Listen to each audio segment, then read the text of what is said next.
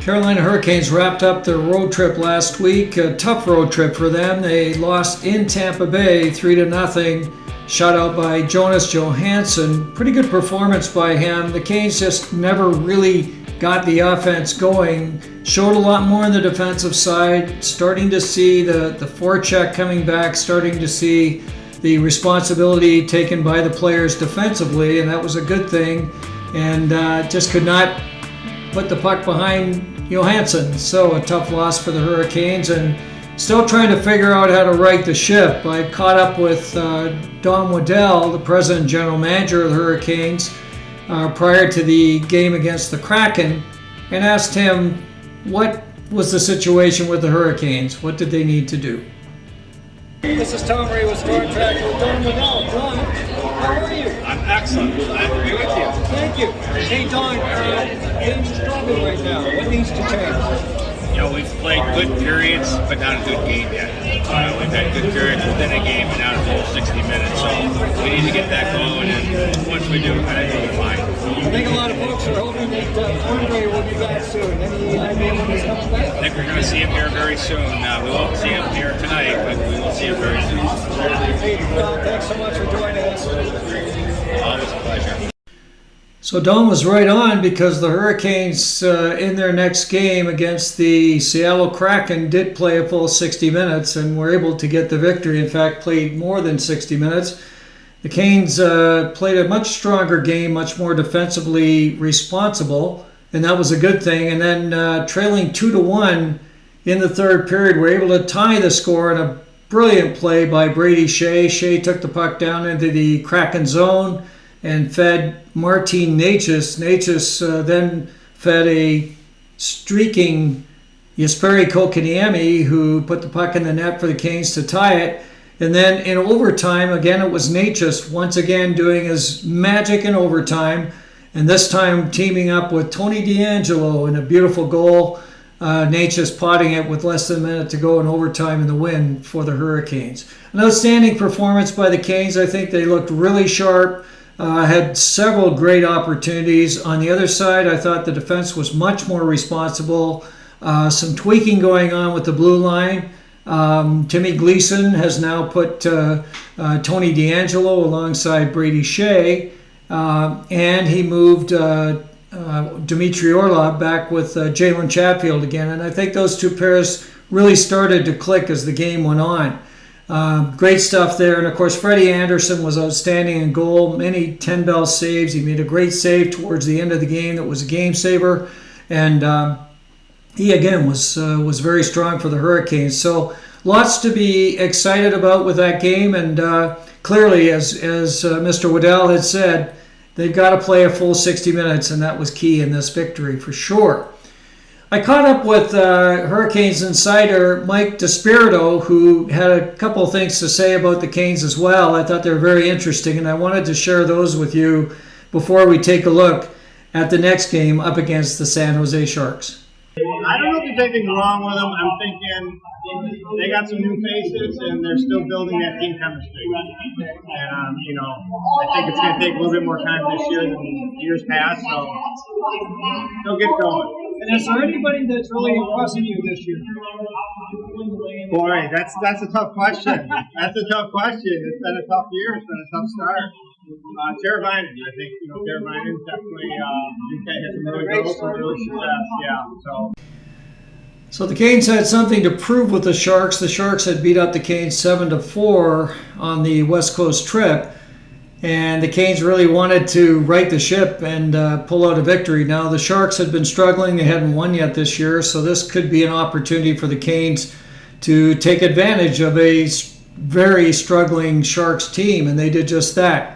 3-0 win for the Canes. Antti Ranta, outstanding in net, got the shutout. Top performance by Teuvo Teravainen. Teuvo with a hat trick in this one. The hats came down, and that was pretty exciting to see that as Teuvo, of course, off to a great start this year. He's got 7 goals now, so that's great to see. A lot of positives in this game for the Canes. Again, defensive squad looking good. The new D pairs holding up quite nicely, bringing the puck up sharply, and lots of offensive opportunity for the Hurricanes. And again, I think the big news with this one was the return of Andrei Svechnikov. Svech played his first game against the Sharks and really, I thought, accorded himself quite well. He was playing hard. He was playing in on the boards. He was playing the Svech style of game. He didn't have any reluctance to get into the dirty areas, and he certainly was firing the puck as he normally does. So lots to be excited about with Svechnikov coming back. Clearly, the Canes are going to have some decisions to make on the forward side. He was initially started on the fourth line, but eventually was playing more time up alongside Sebastian Aho. So we'll have to see how that plays out. Certainly adds to the depth of the Canes, and yeah, a very positive sign to see Svech back in the lineup. So with 2 wins under their belt, the Canes hit the road now and will play the Flyers, Rangers, and Islanders this week. The Flyers, of course, a much improved team under John Tortorella. Their defensive game certainly has come a long way. And to start the season, Carter Hart has been outstanding. He's got a 4-2 record so far. He's won all 4 games for the Flyers. They're 4-3-1. And he's at his 2.18 goals against average, a 9.24 save percentage. So he's been outstanding from the perspective of just, being rock solid in goal for them. And that's a big difference for the Flyers. They generally have given up a lot in terms of goals against. So they're looking much stronger. They are being led offensively by Travis Konecny once more. He's off to a great start, 8 goals, 3 assists for Travis. He's always dangerous against the Canes, and they've got a couple of veterans back who were out most of last season. Cam Atkinson's returned, so too has Couturier. Both of those guys pretty darn good forwards, and they're adding to the overall depth of this Flyers team. So, yeah, they're not going to be an easy out. They're definitely going to be much tougher at home, so the Canes will have to be mindful of that and come out playing their full aggressive game as they can do and play a full 60 minutes as per Mr. Waddell. Also, then they are off to the Rangers. The Rangers red hot right now. The Rangers have won 4 in a row on the road. They're going to be in Winnipeg tonight. This is a big game for them. Clearly, the Rangers, their offense is clicking and firing on all cylinders right now.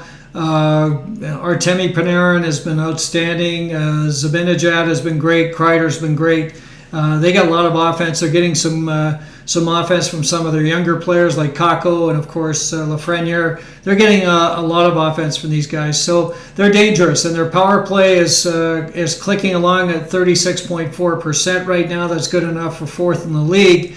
And they're led by Adam Fox. Of course, he's a great quarterback in the power play, and he's actually leading defensemen in scoring right now in the NHL with 10 points. So off to a great start as well for the Rangers. They're going to be tough in their home barn. Clearly, the Canes are going to have to play hard. They're going to have to be defensively sharp. And once again, they're going to have to shut the door on these guys because they can really score. So, yeah, big test against the Rangers later this week. And then they round out the week with the New York Islanders. The Islanders, a bit of a different beast. They are more defensively oriented. They play a tight checking game. They're not a high-scoring team. In fact, their leading scorer is Kyle Palmieri. He has 7 points, so they're not a big scoring team. And they did add Bo Horvat last year. He helps a little bit. They still have Anders Lee, of course, and a couple of other guys like Barzell and a few that can score. But they're not really a big scoring team. It's more of a tight checking game with them. So you're going to have to be mindful of that game as well. Their goaltending has been superb this year. Both Varlamov and, of course, Sorkin have been outstanding, and they both have shutouts so far this year. So they're going to be another problem for the Hurricanes for sure, and they're going to have to be putting as much pressure as they can in front of the net to make something happen on those guys. So another big game for the Hurricanes, and clearly a big week. And after winning 2 games on the week this past week, we're going to hope that the Canes can keep that momentum going. Clearly think the Canes are finding their game, and I think we'll see that in this road trip as opposed to the one they did in the West. Now, I want to take a look at the good and not so good just as we wrap up here. the good. The Canes are doing well, of course, in the scoring front. They've got 33 goals for. They're tied for third. That's great. Power play goals, they've got 9, 23.1% so far. It's dipped a little bit the last couple of games, but they're still tied for third overall. And Seth Jarvis has 3 of those goals, and he's tied for first in the league in terms of power play goals with 3. So that's awesome. Shots on goal, they're getting lots. The pressure has been tremendous. And in fact, they're leading the league with 318, so that's outstanding. And then shorthanded goals, of course, the Hurricanes continue to sit up near the top. They're tied for first with 4, and of course 2 of those with Jacob Slavin. Now, on the not so good, the Hurricanes goals against at 57. They are tied for the bottom. 32nd save percentage, still struggling at 8.5, and that is at 850, whether that's near the bottom. Penalty kill percent, 71.4. They've moved up a little bit. They were at the bottom of the league. They're 29th now, so that's a little bit of an improvement. Face-off win percentage definitely is moving up. They're getting towards the middle of the pack at 21st, 49.5%. Penalties and minutes, they're still at the bottom, sitting at 31st or right there, 136 minutes. Plus minus, they're still right near the top in terms of a plus minus guy with Orlov. He's sitting at minus 10. He hasn't really changed, but he's moved up from 32nd to 29th. So that's a positive move. And finally, shorthanded goals against 3. They're tied for last in the league with 3. So anyway, the Hurricanes are starting to move up the metrics a little bit.